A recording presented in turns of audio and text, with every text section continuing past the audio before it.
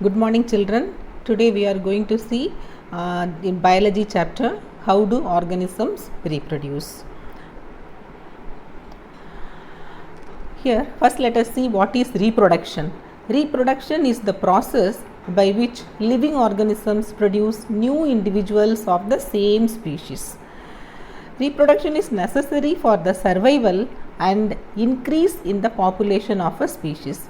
If there is no reproduction, the particular species will become extinct. So that's why the reproduction is a very important mechanism. The living organisms, it may helps the living organisms to maintain its species. Let us see, DNA. DNA is deoxyribonucleic acid. Deoxyribonucleic acid molecules, where is it present? It is present in chromosomes. Chromosomes are present inside the nucleus, and it is responsible for the transfer of characters from parents to offsprings.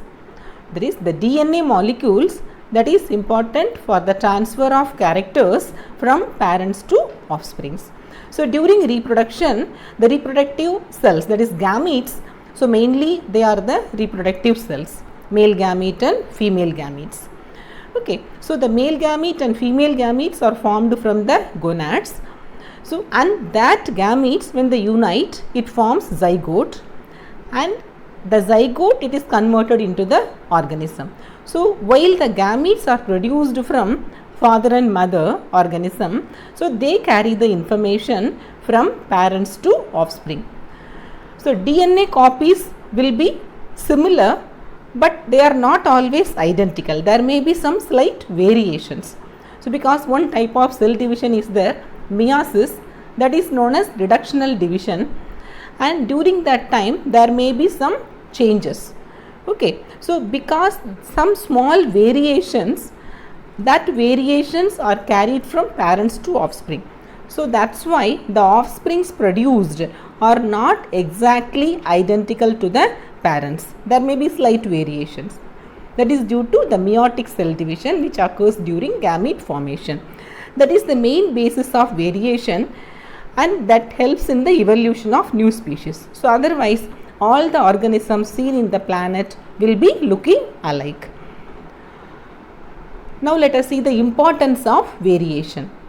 So the DNA copying during reproduction already we studied, that is important for maintaining the body designs of different organisms. Apart from that, that shows some variations also.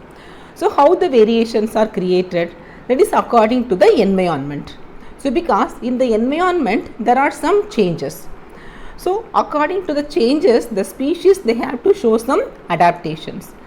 And that is being, if the changes, if it occurs in genes, and that type of variations can be carried from parents to offspring. So for that purpose, so mainly when you observe, environment also play important role for making variations, and that variations, it is being carried from one generation to other generation through genes. So one thing you have to remember, the externally whatever changes are occurring, it won't be transmitted from parents to offspring. Actually the variations or changes, it has to occur in the genes. It helps ultimately in the evolution of new species. So let us see the different type of reproduction. There are two main type of reproduction are there, that is asexual reproduction and sexual reproduction. Asexual reproduction, so here the individuals are produced from single parent. What does it mean? Here there is no formation of gametes. Any part of the organism, it develops into a particular offspring. Okay, so here you can see in the diagram, hydra. First we can see budding in amoeba. Second we can see cyst formation in a protista, in some parasites, that is plasmodium they have given. Then hydra, budding of hydra. Like that they given varying diagrams. When you see here the young one produced, you see the third diagram in the case of hydra. Okay, you see the hydra. In case of hydra, when you observe, so a small projection is formed first, and the projection is second step converted into a small budding.